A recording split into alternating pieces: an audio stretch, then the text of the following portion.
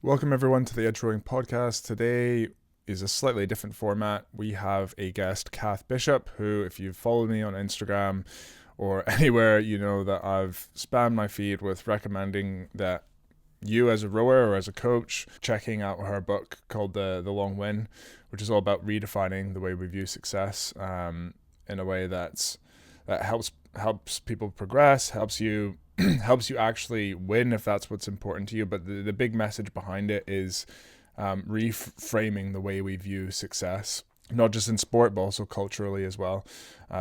So yeah, she's done loads of good podcasts as well. I first heard about her on Martin Cross's podcast, and it really resonated with me and kind of put into words the values that I had about a lot of things in sport. So yeah, if you're somebody who wants to reinforce your values, or maybe you're in a situation right now where you're in a bit of a toxic environment, or kind of that hyper competitiveness, hyper competitive groups, whatever it is, I highly recommend you listening to this conversation and also reading our book, The Long Win. So this format's slightly different. Our group, we with our athletes that we coach, we often do private webinars. So that's pretty much always we'll pay the speaker. So we actually did with Cath, but she wanted us donate to donate to her charity. So I'll link her charity below in the description as well if you want to donate to that. Wanted to share this conversation because it's so powerful. We didn't want to kind of like gatekeep the conversation because I think her message is so important for sport. So it's in the format of a webinar. We just kind of chop some bits off to it. So you might hear some jumping, some towards the end we kind of have a Q&A where some of our athletes get on and ask Cath some questions. So there's some really powerful conversations at the end of the conversation as well that I'm sure some people will really resonate with.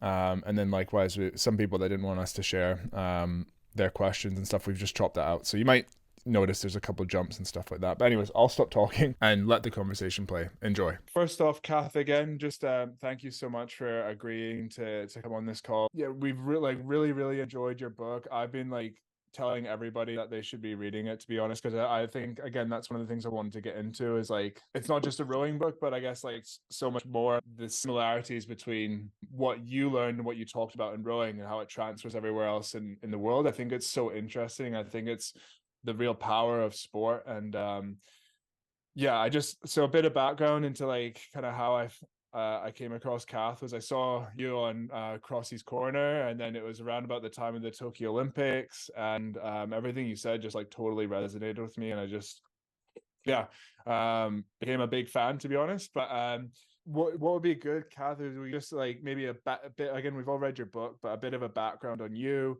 a little bit, just starting to understand kind of shaped your direction and how you view the sport. I think it's quite interesting to try and see what that was like early on, but then just getting into some questions and opening up to a Q&A at the end. But I've got a big list of questions to discuss, rowing specific, your experience with rowing, and then a bit more opening up a bit more broadly.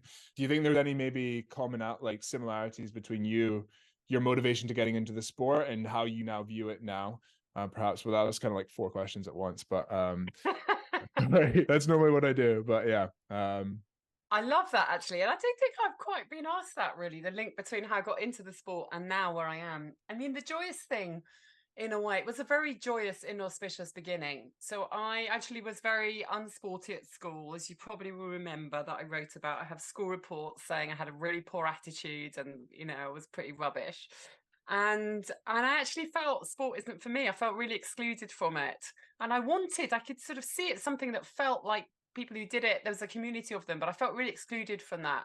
So when I went to university, I wasn't really sure what I was going to do, outside studying, because, well, I didn't have any sporting links. I'd sort of done some music stuff that somehow I knew, well, that wasn't really going to continue.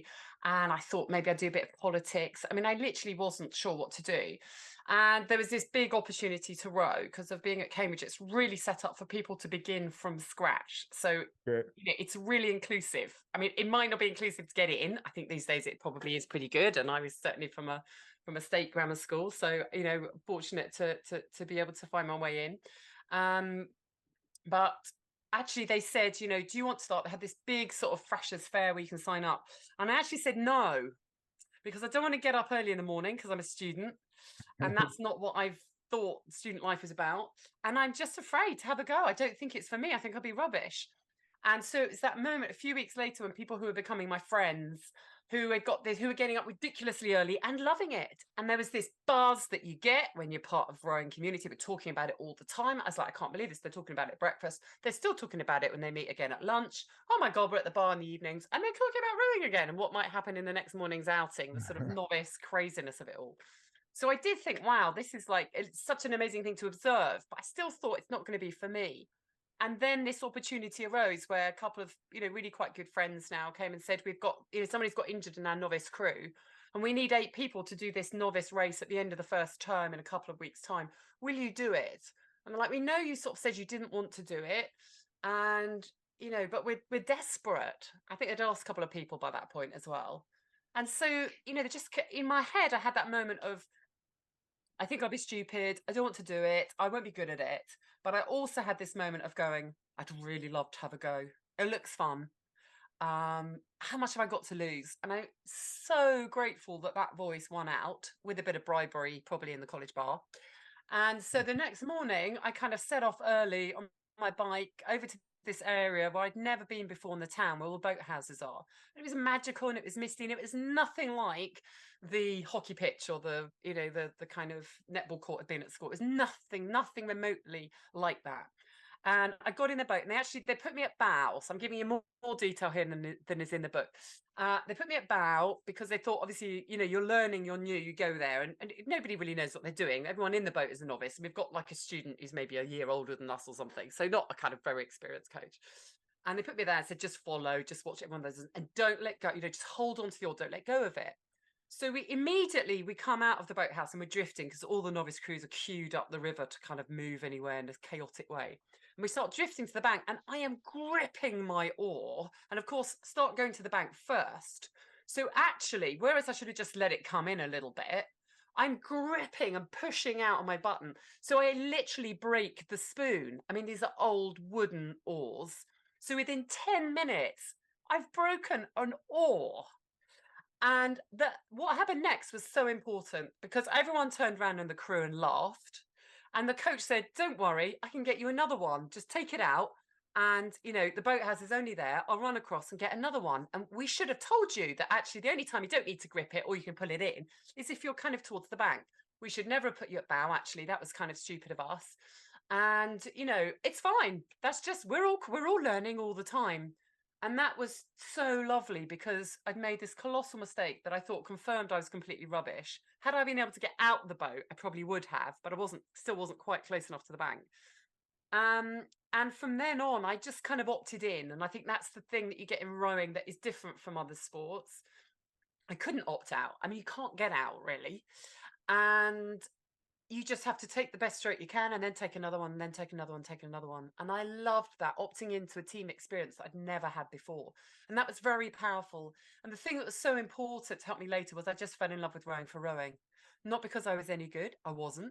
Not because I was going to be an Olympian, had no idea. Nor did anybody think that was even possible.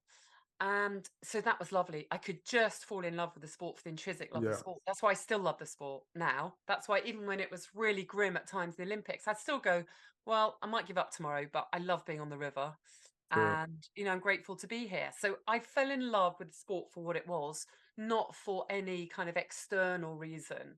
And I think that's what the long wing goes back to, really, is that we need to be really thinking about what intrinsically drives us, what has meaning, what has purpose, what connects us to a community, and what just gives us an opportunity to explore something we've never done before, and stretch ourselves mentally and physically, the learning bit. Okay. So yeah, and I think kind of maybe that first barrier that you felt with getting into the crew, and that was a really good point actually about how if you don't like it, you can't actually opt out once you're in a boat. So I never thought about that before. But then maybe it forces that camaraderie. What would you go back and tell yourself? What advice would you give to yourself when you were first looking at rowing and maybe being intimidating, thinking you might not be good at it? Because I think while we've all started rowing, I think people will still be facing boundaries, whether that's like, oh, I don't want to enter this race because it's too competitive, or someone I know trains and they said it was really scary and they lost or whatever. What advice would you give yourself to help get over that boundary like today? Yeah, it's a good question. I mean, in a way, that's the sort of the long wind view is actually what can I gain through this? And there isn't really anything to lose. Losing a race is going to affect nobody's life. Nobody will remember it tomorrow. So it's about that perspective piece, about what really matters, clarify what really matters here. And it's an opportunity to test yourself and who knows what's possible. And actually, you know, no reason why you shouldn't try and win, no reason why you shouldn't aspire to it, but it isn't the only result that has value. And what else has value alongside the pursuit of that? It's that piece, isn't it? What are you going to gain from trying something you haven't tried before? Probably loads. Yeah. Okay. Okay. Cool. Cool. So then, yeah, like going into so say I'm sitting here and I'm looking at a race and I'm really like there's just it can sometimes be that sort of emotional like overriding fear that can sometimes like overpower rational thinking. I think it is like certainly like a very rational way of looking at it. Like, is there anything that you can maybe do to help break down those boundaries of maybe that emotional knee-jerk reaction, whether that's negative experience in the past that's sort of triggering that, or if it's just our cultural like tendency to really just devalue ourselves if we lose. I Yeah, so it's defining like your definition of sex. So if we devalue it, it's because we think someone else is going to think less of it. It's external. Yeah, we need to okay. sort of think, okay, what will I find out from doing this race? I'll find out, how good I am at certain things, how I manage some pressure, how my technique holds up under pressure. Those are the things I'm going to learn that are Yeah. of lasting value. The kind of result will depend on loads of external factors. Who else turns up? Maybe the weather. There'll be all sorts of things. People who've rode for a longer time, of course, they're likely to maybe have better technique. So you can't control all of those aspects. It's about, again, it's thinking, what do I want to find out from doing this? What will I That's a gain? good one. Yeah, yeah. It's that whole learning piece. When I came back after that, two failed Olympics, and the sports psych said to me, what are you going to gain if you? When I said, right, I want to have one more go. I want to create a different experience. I want it to feel different this time. And he said, what are you going to gain if you don't win a medal? Which I was still thinking, oh my God, that's a terrible question to ask. Don't let anyone That's a hear you great, say yeah. that. But that's what opened up. Yes, I'm still pursuing the win. No reason not. I'm pursuing what I'm capable of, pursuing excellence. But alongside that, I'm finding out, how to develop my mindset, how to think differently under pressure. I'm developing kind of teamwork, relationships. What does it mean to trust others on a daily basis? Developing how to kind of recover, look after myself, Mhm. all of these other things that are going to last beyond the medal. And that's really where the value comes, that Yeah. whole the community.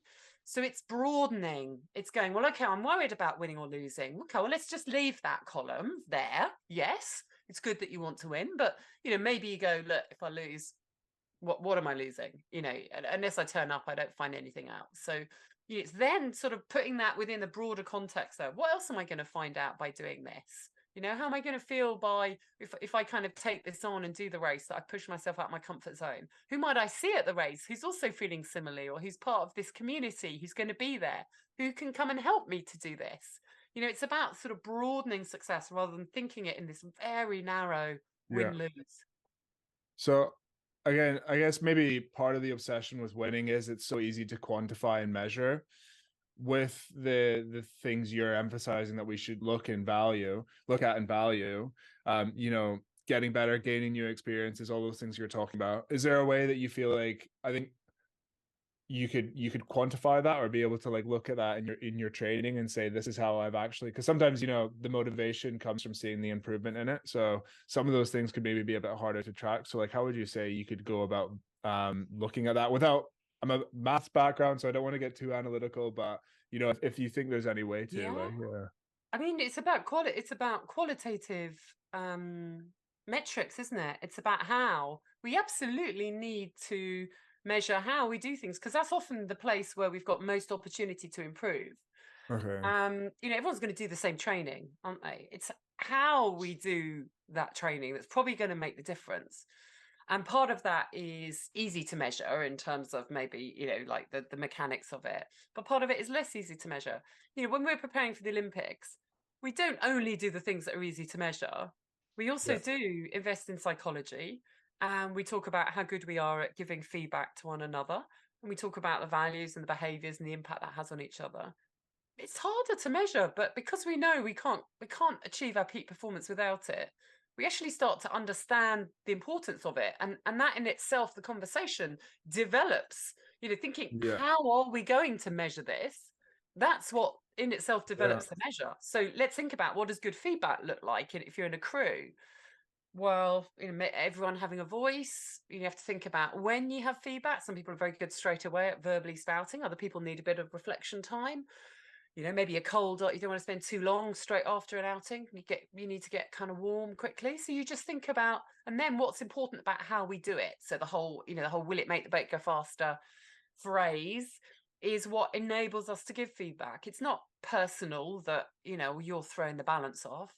It's like, the balance isn't kind of working. We each need to do various things to help the balance in order to make the boat go faster. So we've all got to take responsibility for our rigor, and we need feedback from each other. What do you notice if you're in the bows? What do you see about whether people are pushing the oars out to the pin, whatever it is? We need to kind of, what are the things that are going to help us work this out?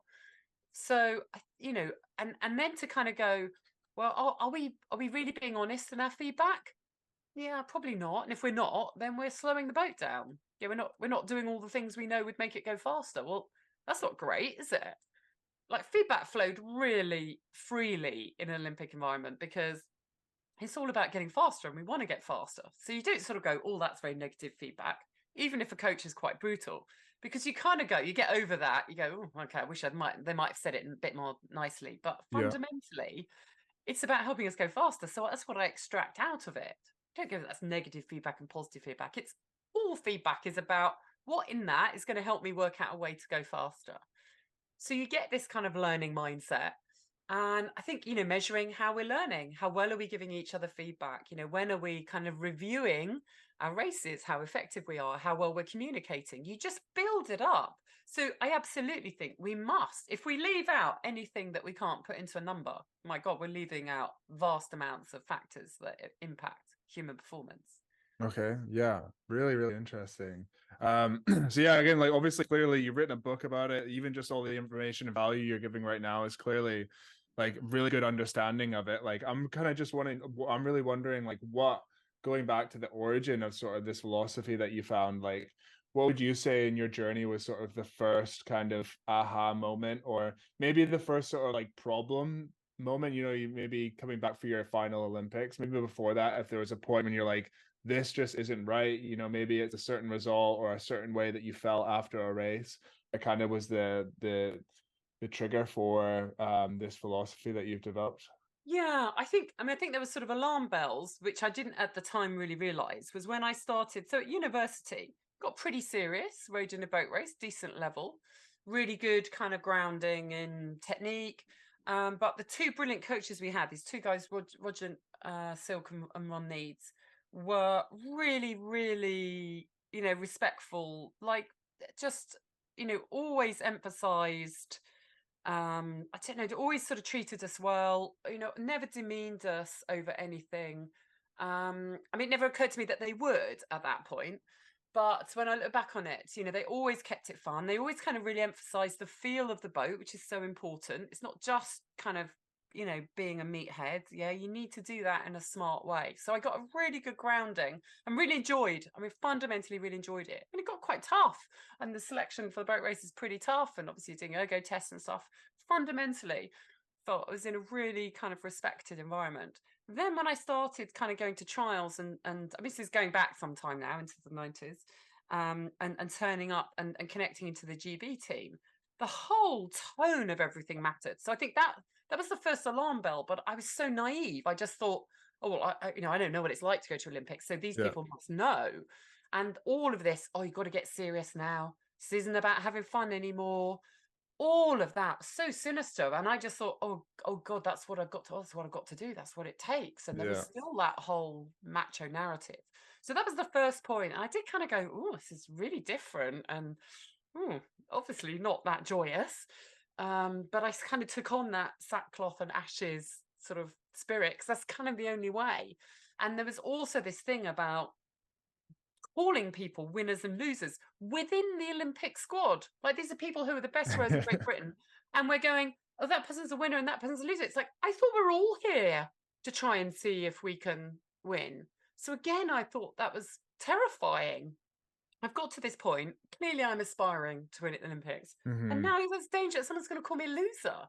So that stuff I just baffled me. But again, I was so naive. I thought, oh, well, what do I know? And so it's when things really fell apart after the Sydney performance, coming ninth, second Olympics, having trained harder than anyone else, done all the physical Mm-hmm. stuff, beasted myself, done extra, all of that macho stuff I'd done. And I had not performed, I'd not given a performance that I believed showed what I was capable of. And I'd had a really miserable time. And I thought, oh my God, I mean, this is crazy. How can this possibly be the best way to try and attempt to be, to pursue success? So that was the real kind of the post Sydney moment. Was everything just sort of suddenly I felt this, just I know this isn't working for me or for many others. Yeah. There has to be another way. Would it be like in that moment, was it more devastating that you felt like it wasn't your best performance or that it was like ninth place? Like, Yeah, I think the thing that nagged at me was, yeah, I couldn't walk away and go, I absolutely delivered my best. That was the thing I felt wasn't at peace with. If I'd gone, look, I couldn't have gone any faster, yeah. then fine. I mean, I couldn't have pulled any harder. I think of all my races, I probably pulled hardest coming ninth. But there's no, I mean, we didn't row with rhythm. We didn't, there's so many things that weren't there in the lead up to that race for months. Um, and yeah, I walked away going, I just don't feel that was the best I could be. Awesome. Okay. Sorry, I said awesome there. Just like it's more just like understanding your motivation that was like interesting to hear. Um, in that environment, like trying to understand the other perspective, like why do you think the coaches or that whoever creates that environment of like winners and losers amongst like some of the best athletes in the world, why do you think their approach is that way? Like where do you think that came from? Well, I mean, the first third of the book is sort of looking at how that's been a really dominant narrative in society. The sort of battlefield narrative, the kind of films people grew up on watching Rocky, and the kind of there's a sort of binary simplicity to it. It's probably how they were brought up. It's probably how their parents and their coaches talk to them, and we still see it. It's big as a theme in Hollywood, in the media. So I think it feels very present. And I think people can feel that in this high performance world, somehow talking about winning is a part of that. But I think it's all bullshit. Yeah. Yeah, absolutely. Yeah, and it just seems like the easy kind of like knee-jerk sort of reaction and the easy style of coaching to force people on. It kind of I think it kind of like yeah, it puts the blame a bit more onto the athlete as well and not so much on the Mm, actual environment that's created, which I think as well, like mm, in a sport that's heavily funded, that can be quite a lot of pressure on coaches to produce results. And having a system and a structure that has worked before, like that's more comforting for a coach to use because perhaps then if you take the athlete through that structure and it doesn't work, then it's the athlete's fault and not the coaches. And that's just personally my take on what I think. Coaches are afraid to lose as well. mm, I think mm, they're mm. feared of like having all this money invested or whatever it is, and then them failing because they had all this pressure on them. So I think um, it's a really, really good point. Like, we should not be measuring coaches purely on medals achieved, because that has driven these really unhealthy cultures. And, we must find a better way of appreciating the impact a coach has in developing a person as well as a mm, rower. And we've been really bad at that. And that's pushed coaches into that direction. And, sometimes I've found people who've liked the book or resonated with the book, in coaching, and they're like, I've left because it didn't fit with my values, and I couldn't be wow, appreciated for that. And so then you're kind of, the system's left with the people for whom the system works. And again, it clearly a big part of a coach's success is going to be the people who turn up. yeah, And so I think that's really crazy. And I think you have to I think you have to look at the story of what that athlete leaves with, and the impact that experience has on them after that. So I've seen too many kind of broken athletes who have a medal but feel literally broken, depressed, empty, Yeah. unfulfilled, and are falling apart in their lives for years after that. And I think that is such a really narrow, poor way for us to be defining success in sport. I think what's hard for coaches is their job is changing. So they thought they had to be really, really good at, in technique, endlessly discussing the catch, as we could all do. Yeah. When really their job is to develop a person. And that's a Yeah. massive responsibility. And that requires some different skills and possibly some different people to come into the profession. So yeah, I'm just partially playing devil's advocate here, but what would you say to, rowing is given 20, 30 million, whatever it is, of the like lottery funding taxpayers' money, we're not paying for a rower to be happy. It's performance sport. Like this is the narrative that someone else would be saying. Yeah. Someone like Piers Morgan, like snowflake Yeah. Yeah. generation, like that changing perspective. Like how would you present an argument against somebody who says, well, it's money, it's about winning, it's about making Britain the top. And like, we can't consider like an athlete's well-being along with that, or certainly like not prioritize it above winning.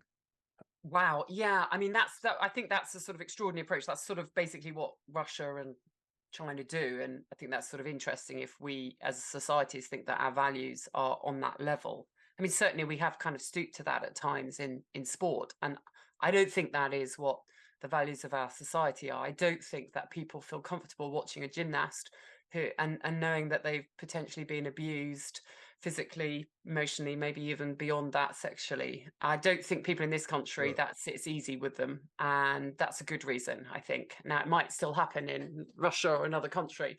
I don't think that's a reason for us to do it. I think the second really helpful bit above, I would hope that that sort of values argument is enough. But I think what's helpful is that it doesn't really help performance. And this is the sort of odd Yeah. thing. What are we saying? That an athlete can't perform unless we abuse them and treat them badly and damage them. I mean, really? Is that good for performance? You're Mm-hmm. flooding their system with fear. You're Yeah. literally breaking them. So what we're losing, we're literally losing potential success because we're not willing to wait for them to recover from an injury and we push them out too soon. That's extraordinary belief to hold, and that's one Yeah. I really think is important for us to challenge. I actually think people can succeed, and I think that they will have longer careers. I think this is becoming also more important now because before you could thrash an athlete and they could win. Now, everyone has done the same volume of training, has probably got pretty similar physiology at the top level. So you are now at a disadvantage if your athlete is driven by fear because they're going to have not going to be able to relax, not going to be able to get in a flow state, not be able to think and make good decisions under pressure anymore. So You just to stop you there, sorry, but like, so being, is that actually something I haven't heard of you talking about, they talked about in that way, where to get in a flow state, do you need to be relaxed? Is that like, Yeah, you need to be fully in the moment. yeah. Yes. If you Okay. have got cortisol pounding around your system, you're not going to be in a flow state. You're in threat. So you're in a kind of over alertness that will shut down your thinking. So Wow. you can't make decisions. You can't respond with, and in the middle of a race with a good decision. You will be kind of literally shutting down your kind of cognitive capabilities because you're in a threat mode. You just want to kind of escape or fight. And so you will really, again, tension. It creates tension in your muscles. That's exhausting. That's Mhm. draining. You need to make sure that every energy is going into moving the blade, not going into, tension. Nobody wants Yeah. rowing stroke, rhythm. Yeah, tension isn't helpful. I would like, I feel like the part of the reason this is pervasive is because sometimes in the short term it can work when you create uncertainty. Like can you really motivate an athlete like for a short amount of time by making them feel fear and insecurity? Um, just personally speaking, like I pulled a 30 rate 20 PB when I was in one of those environments because I was very angry. I didn't last very long. I lasted about one more month before I called it a day. But is there, just trying to understand why it can be a pervasive sort of issue, and like So why, creating that, and logically, right? Like you make somebody feel like they're not secure, they're going to work harder. I think look, the fact you gave up a month later tells a, is an important part of that story. I think you can't, you can only use it once or twice. It's short term. Yeah. It still means you will not have been efficient if you're pounding away with anger in your system. Yeah, No. that's just draining you still. So I think you could go faster without the anger. You need to be motivated. What I think is, I think there can be a sense of control driving it. I'm going to make you do this. So I Hmm. think control is something to look at within an environment between athletes and coaches. I think there can be a sense of that short-term piece, but it's always going to come back to haunt you in anything other than that. And I think the other thing is what hasn't happened is we haven't explored how you might push yourself even harder. And why aren't we tapping into that? Why don't we put as much energy into that as we do to thrashing people? Because I believe that if I can coach you to push yourself, then we open up endless boundaries that are going to come down over time. And we've got nothing short term that's stopping us now. That's going to mean we can't kind of explore anymore. So for me, that's again is the performance gain that you get, and why I think it is, more are moving to this because it's Yeah. essential for sustaining high performance. Yeah, and I think that's the thing for me as well, is like it's a far more enjoyable way to train. I think you learn so much more about yourself, and like having that approach and that sort of reflex to getting faster and getting better, that you can then take elsewhere in life, to career or education or whatever. But then, yeah, I think it's also like the best way to perform. And I just like, you see it time and time again of it not working. But yeah, like, a background on me is like, this was something that I felt from my time when I was rowing in the GB team. Not to go into it too much, but I felt like I was always somebody that massively like enjoyed the process and really loved training and just the day in day out stuff. I still loved racing and competing, but my satisfaction came from rowing. And in my gut, I felt like sometimes the coaches felt I was only just happy to be there. Like I was getting a bit of funding, I was getting paid to show up and train, and that them viewing me enjoying it was different from what they'd seen before. So they saw it as, a bad thing, that like, oh, they must. And then likewise, when someone hated training, they would say, oh, they love winning so much that they're willing to put up with something that they hate so much. Like that's better, that they value winning so much more. That was never said, disclaimer, but that was just a sort of feeling that I had. And me and another guy I trained with, we talked about this a lot, how it can feel sometimes held against you. But yeah, no, not a question, just a comment. But Yeah.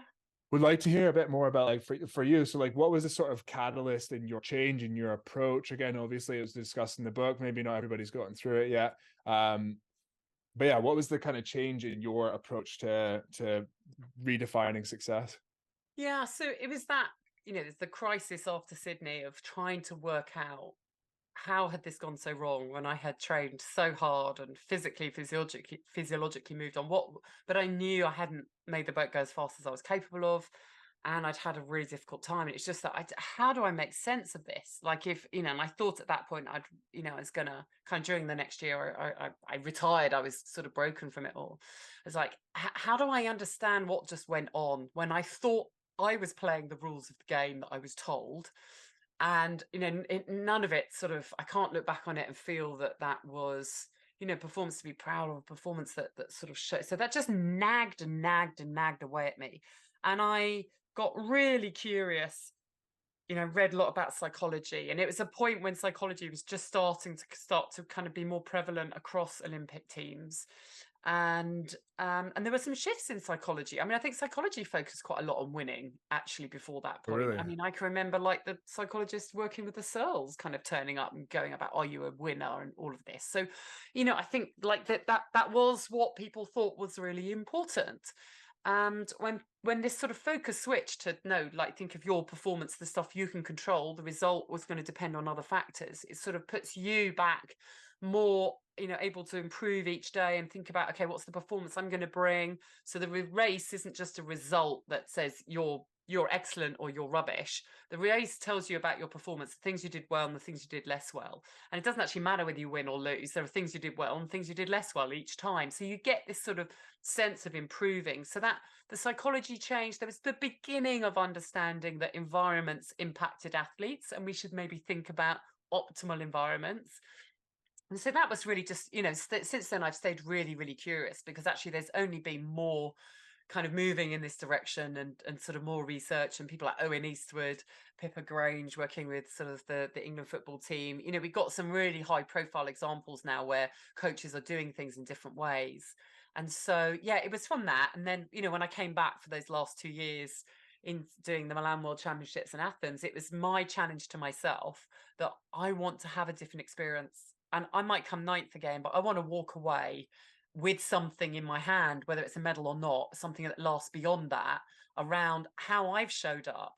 I mean, actually, people gave me really frank feedback about what I was like, out of the boat, because I was being quite sort of aggressive and making sure everybody's pissed off if we lost. And, I was living all this because I thought that was important to do. And people were going, you're like coaches who knew me from years ago or other people I sort of reached out to try and make sense of this. And they gave me some really difficult feedback about how I was showing up, and I was going, "Oh my God, what an idiot! I don't want to be like that. I don't think it made me go faster. It probably contributed to me going slower." So, lots of reflection, feedback, thinking, reading, curiosity that I've had for sort of 20 years now about finding this better way and helping people to work it out for themselves. Okay. So going into that environment, I mean, I'm guessing it couldn't have changed. I don't know what it was like when you were there, but um still probably that environment of winning is everything. You're like, don't be a loser. With your new values going into that environment, how did you stay strong to that? How did you combat that when maybe a Yeah. coach picked up on, Cath, you're being a loser right now? Was that something you kind of kept to yourself a little bit and just had that strong belief, or would you try and yeah, create that environment yourself as much as you can? Yeah, so I did go in with firm intentions on sort of, my values, what I wanted to get. This question from the psych, where the sports psych had said, what else are you going to gain from coming back for these 2 years besides a result, whatever the Yeah, result? really Yeah, good question. that set us up. That was like a sort of a sheet we had about the mission, and that's what we would debrief, and he would hold me to. So are you doing these other things? Are you developing a different kind of resilience that isn't just about who's the toughest person here? Are you having different conversations with people? Are you being less of a kind of, whatever, sort of aggressive person off the water? Are you changing how you're showing up? Are you showing weakness and asking for help when you need it? So we had all of this stuff. So the psychologist, Chris Shambrook, was a really important part of that. The athletes that like Catherine Granger and others, were also kind of, on a similar journey. And, of course, the whole philosophy hadn't changed within British rowing, still hasn't. Yeah. But we did have some changes. It was less extreme than it had been before. And there was a bigger focus on improving than winning. So Okay. that learning piece was more present. The coach was talking about, you're improving this. This is good. This is what we're going to look at next, rather than, you're the winner and they're the losers. So there was less of that daily, although it was still very present in the environment. Okay. And then what did you take away from your final Olympics more than just the medal? Like, Yeah, I mean, I think, when we kind of won the World Championships the year before, I kind of got off the podium and I thought, this is great. So joyful, I'm so glad, I'm so grateful we had a day when everything kind of connected. But also a kind of, actually, the secret thing that I'm most proud of is I've sort of got another way of thinking that I think is going to help me with lots of other things as well. I've got a way of approaching that, for next year to help us get to okay. the Olympics, but after that, and I've just got people who I'm close to through this journey, people who, are in this with me. And that sort of community, those sort of connections, the people who give me feedback, and I'd listened and I'd done things differently. I was so grateful to them. And they felt part of this journey for me to sort of explore, could it be different? And, we had loads of challenges in that lead up to Athens, that whole year, Catherine actually picked up a bad back injury coming out of the World Championships. We had so many challenges that year, but we kind of I still felt, look, I'm still on this sort of mission that feels different, that's shaped different. I'm still gaining stuff that's going to be useful after this. And I think that really kind of helped us to, get something when really we'd lost so much time. We lost about sort of 3 or 4 months really in the winter of that year.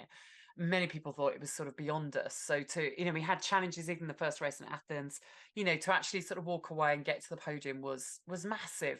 It was massive. Okay. Yeah. Interesting. Yeah. Just a side note as well. I don't know if it was with you, but I remember hearing a like insane story about Kat Granger when she had a back injury. I think it might have been in 2011 though, and she her back was so bad that she didn't want her. I think it was Anna Watkins maybe. She didn't want her to see her getting out of bed, so she waited and like her partner got up and then left. And she was like, "Oh yeah, I'll get you later." And then because she didn't want her to see her like crawling out of bed. And then like got dragged into a boat. But yeah, sorry, just sort of a side topic Yeah. there on like what she sounded like she was incredible resilience. With so if I just gave you chief GB rowing team like hat like right now, like maybe what would be, I guess simply maybe what would be your kind of first, or not, so not to put a label on GB, but like say any kind of rowing environment that could be putting more emphasis on yeah, the long win. Yeah, I mean, I would first of all say, what does success look like? And I just build out a broader picture, so to make sure the medals are actually surrounded by other things as well. We're still going for that. Nothing wrong with that. We're pursuing excellence. That's what high performance is about.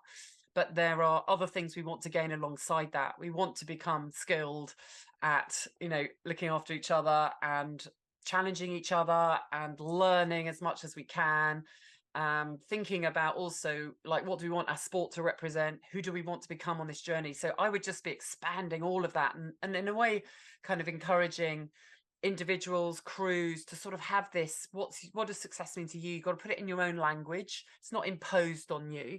What do you want sort of rowing to represent in your life? How do you want to showcase rowing? What do you want to be a role model for the others in the rowing community who Right. watch you, who see you?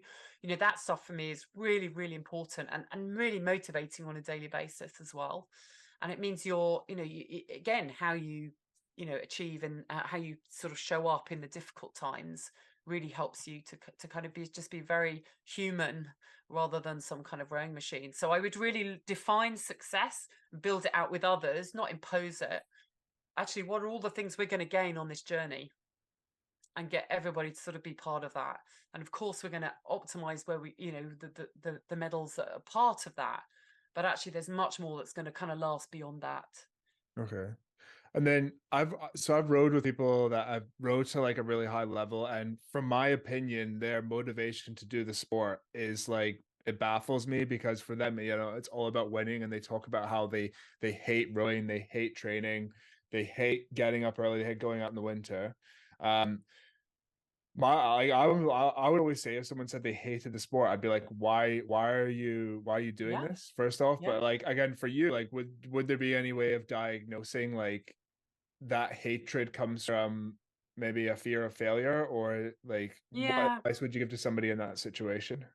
I mean, I sort of sometimes wonder whether people almost learn that they think they ought to be like this. Yeah. Somehow this is what a winner's like or something. I really question whether you're hating it and you're getting up every day and doing it. That's pretty Yeah. kind of masochistic, isn't it? So I'd actually question a bit of that. I would go, well, let's see if we could rekindle the love of the sport, which is perhaps, something that you did feel once. Think of all the big tennis stars, but, Ben Stokes in cricket. These people step away because they've lost the love for the sport. And the only way they can rekindle their performance is to find the joy in it again. So Yeah. I would also feel as a coach that I have failed, or if I was PD, or if I was responsible, I have failed if people are hating what they're doing every day. Yeah, I failed in my job to create an environment. They might not love every second, and of course we've all got, the Mhm. kind of whatever it is we don't like in the gym, whether it's, doing the plank or doing your squats or whatever, that shit exists.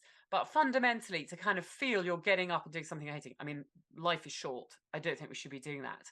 And I do wonder if we somehow attract that kind of, because we almost reward that personality.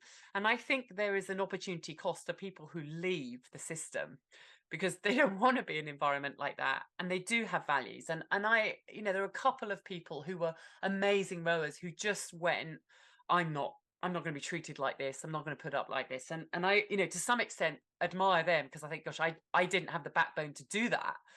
I kind of got sucked into it for a while, and okay, slightly reframed it. Well, started to reframe it kind of at the end. But I think we don't look at who we lose from the sport, because people have got stronger values that that they've kind of turned up with, and we should not be allowing those people to, they should have a brilliant place helping us reshape sport. Yeah. Yeah, and again, a part of why like your philosophy resonates so much is just so much of why it resonates with me is just because it came down to like the biggest motivator for me was just enjoying training. And the reason I stepped away from the sport was because it was such a hard challenge to do the training required to get to the Olympics and get to that level, and I enjoyed it so much. But for me, motivation had to be 100%, and as soon as it became 99%, because I felt like I wasn't being valued in that environment, or because it was like that insecurity was created, that just dropped it down from 100 to 99. And as soon as I went to 99, I was just like, as soon as it got hard trying to come back after I had to take a break through illness, like I just could physically, it just felt like a physical reaction that I couldn't do it. So yeah, it's a really good point to think about. People are obsessed with winning, like how many medals are we losing out on by treating people this way? But yeah, I'm wanting to know, so like now, like with your lessons, I feel like getting exposed to these things through your rowing career, how have you found you've been able to take this with you into like diplomacy, or working with businesses and sports? Like, do you feel like you've been able to use those skills in that process? Like, what sort of confidence has it given you to go out into the real world? Again, that was like three questions in once, but maybe just pick one from It's all right. It's all right. I'm tuning into it now. Uh, I think it took me a long time to write the book. The book came out 2020. It was like, 16 years after I'd retired from rowing. And it was 16 years of actually seeing this phenomenon of being obsessed with winning, and that actually holding us back from performing, that I started to see in so many other places. I was like, I cannot believe this is showing up in this way. And, that's what compelled me to sort of write it and to look across education, business, sport, public life, diplomacy, to see that how strongly ingrained this thinking can be in our society, and yet how much it holds us back, how much we think we are following performance behaviors, but actually we're sabotaging ourselves, we're constraining ourselves, we are creating lives that are miserable, we are chasing whatever the latest target is. And we're really not, creating environments where we can explore what we're capable of. So it was that, I cannot believe how much I'm seeing it. And I think spending time outside sport gave me a confidence to learn, more about culture without without all the sort of emotional stuff that comes with sport, because sport was my life, and we all connect to it very kind of viscerally. And I, for a while, really, when I started looking at all of this about 10 years ago, working more in the leadership space and culture space, then actually sport wasn't very interested in it. So there's no roles there really. right. There were roles in business where people, understood that this is a really important area and have a responsibility. And I mean, have HR departments, you can't damage people. Right. I mean, it happens, but it's not acceptable. You have somebody you can go and and file a complaint with. And so actually, those certain basics that exist in other worlds I found really helpful to look at the sports world and go, oh my God, what are we doing? Mhm. There's like nobody who's kind of says anything if people are bawling each other out. If a coach balls you out, then nobody who's going, I don't think that's appropriate. Yeah. It's this almost no holds barred thing. So I think, seeing the issues and being able to work on, work in and with businesses kind of gave me a confidence to bring it back into sport, but also showed me how prevalent it is. And again, how often it will hold organizations back. Organizations really struggle to get the best out of their people. So all the time they're going, oh, we've got people who are demotivated.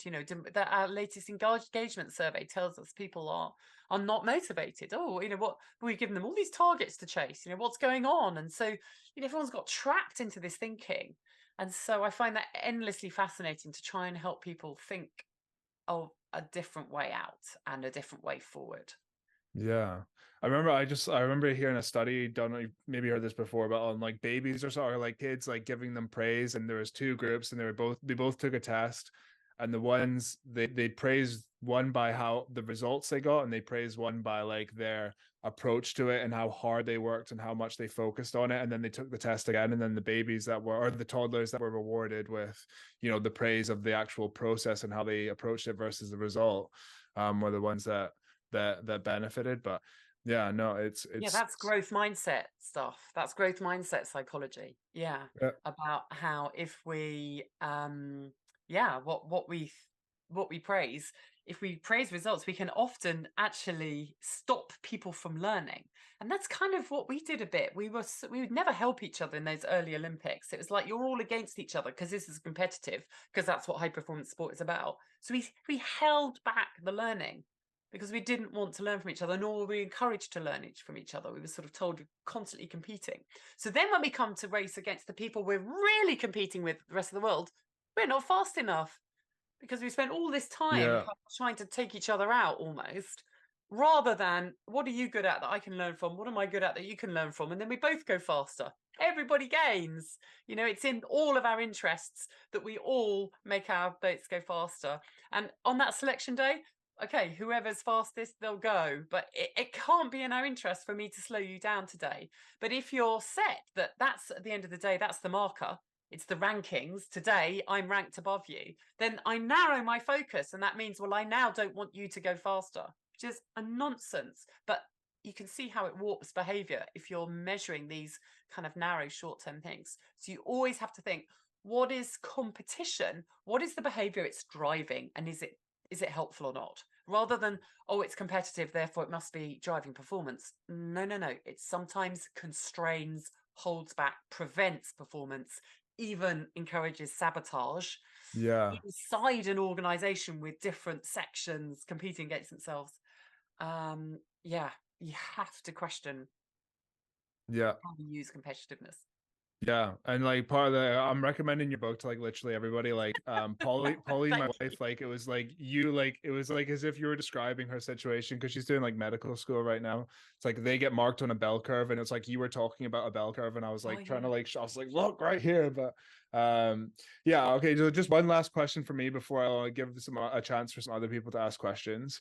Like a lot of our team and stuff like that, where some of us are training in groups, but a lot of it is kind of on your own. And just because you're on your own, I don't think that prevents competitive or like being obsessed with winning kind of interfering with you reaching full potential. So is there any sort of like advice you would give to somebody training on their own that maybe identifying like how could they identify a red flag that they're being too focused on winning versus how can I get something out of this for myself? I think, again, I'm not anti-competition. I'm not Okay. anti-winning. I'm anti-only seeing competition as the only thing, or only winning is the thing that matters. So therefore, what helps us is to think, what else do I want to gain from this? Yeah. I Yeah. want to beat my PB, or, I want to beat my score, or I want to come top in the group. That's fine. That's fine. But that's not the only thing that matters. What else do I want to do? Maybe I want to kind of enjoy some of it. Maybe I want to fuel myself really well, so I'm not exhausted at the end of thrashing myself in a session.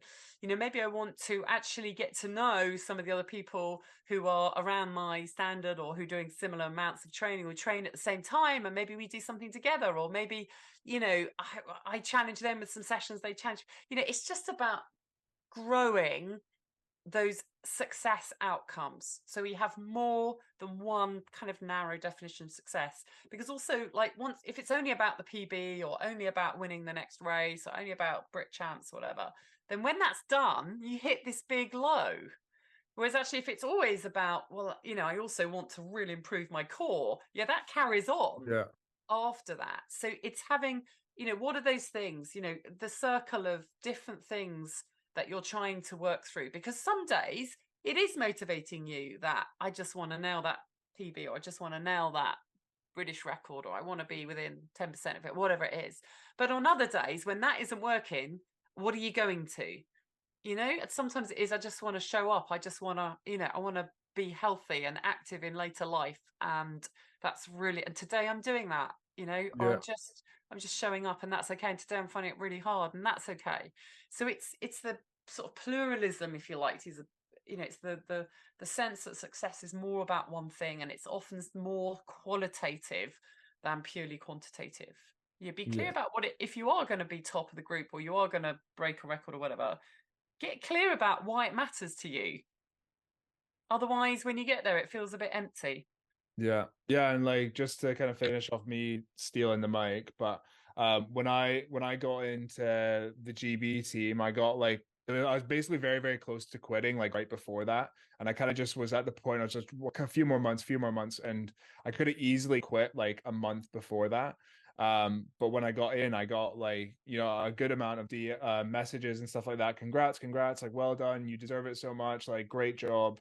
Like, and I was really grateful for that, don't get me wrong, but it was almost kind of like if I had quit a month earlier, would like does that mean it was any less of an achievement? And for me, it Yeah. just really made me like recognize that actually, it Yeah. has to be me that sees the Yeah. the value in like what I've done in the journey, and you can't rely on it from other people, because if you take away the results, and you're never going to get people don't see the achievement. Um but yeah, no, it's just something worth adding. Yeah, like I would like to just open up the floor. Like, if any people would like to hop on and ask some questions for Cath, and maybe share some parts of their story. Would like to yeah, encourage people to hop on, put into the chat if you don't want to jump on. But yeah, please do shoot. There's a very complex question from Adam in the chat, which I'm not sure which I think he should probably explain. He maybe had to head off. Oh, yeah. Um, Okay. but yeah, he just dropped that one in. But like everybody, I've got loads of questions, but please jump in. Like, this is your chance to anything that resonated with you, or anything that Yeah, you're it'd be wondering about, really like nice just handling to hear things.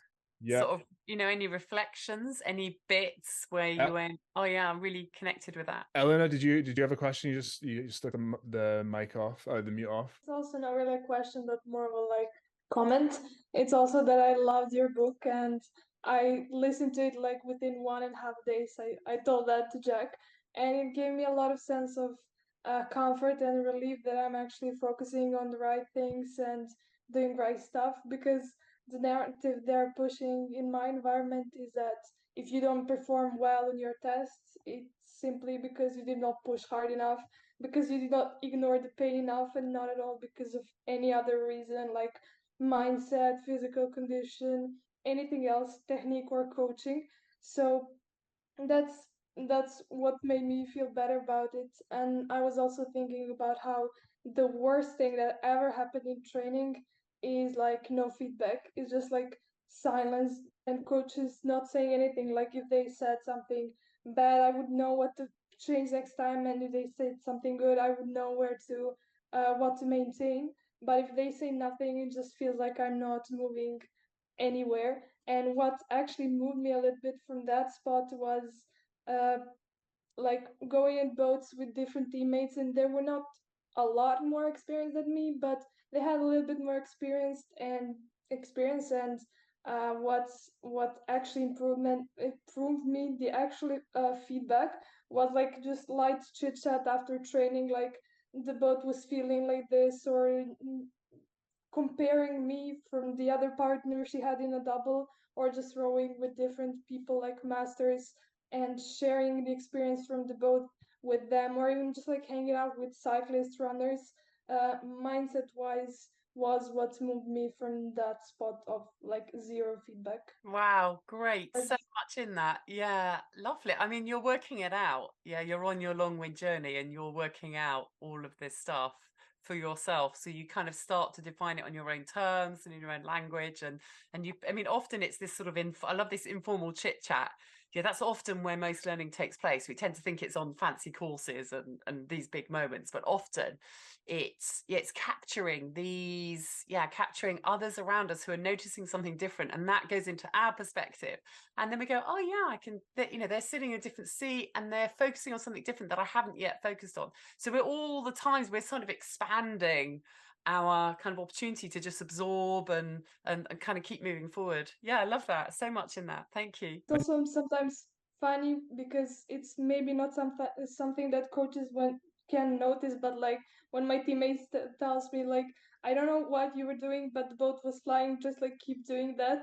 So I think that maybe have another aspect of coaching. Yeah, and there's a lot, isn't there, in the boat, and that's actually what builds up those really powerful relationships. I think that there's something very special about getting that feedback in the boat, so that you are drawing on the strengths, trying to help the other person go as fast as they can. And I found it immensely motivating to sort of want to make the boat go well for others, as well as myself. No, this whole hour has just been like amazing. I've not been able to read the book because I'm like brand new to the program, but I was literally listening to a podcast where you were talking, Cath, like in my session earlier today, and really have loved it. And it like made me reflect on my kind of rowing journey as well. And I had like I ended up kind of half quitting rowing. I must have been crying every single day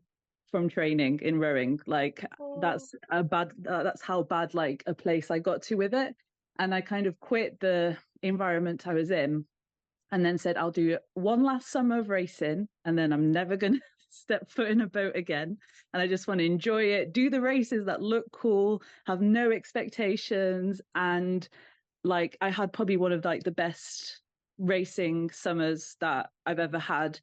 And then I didn't quit. I'm still here. Yeah, brilliant. But now I am kind of going back into a performance kind of mindset, and I've got like big performance goals, and I'm trying to be really conscious to not fall into that kind of negative win at all costs space. So like I'm trying to surround myself with people like Jack, or listening to things like what you are saying, to just surround myself with those voices that will help me stay in the long win kind of mind frame. Yeah, good for you. So just one thing, I think that summer you had a performance mindset. Yeah, for sure. You sort of presented it. I did this. I had fun. I actually did really well, and now I'm going back into a performance mindset. No. Right. Good eye. You were. Right. Yeah, I love that. Yeah, I love that. That was a performance mindset, and you just want to develop it further. Yeah. Because you realise that you're capable of even more.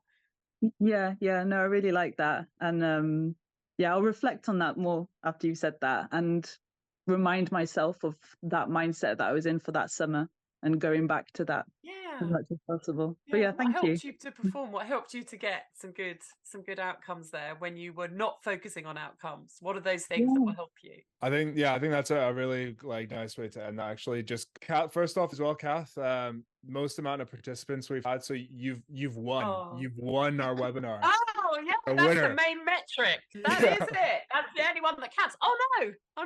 Yeah. No, kidding. No, the quality of conversation. It's the quality of conversation. Yeah, sure. But honestly, like, keep doing the amazing work you're doing, and again, thank you so much for coming on. Everything you talk about is just incredible. Keep doing it. We'll keep spreading the message. We'll go into our teams and environments and spam people with the book and stuff like that. And but cool. So everybody, thanks so much. And thank you. cheers. We'll end it there. Thank you.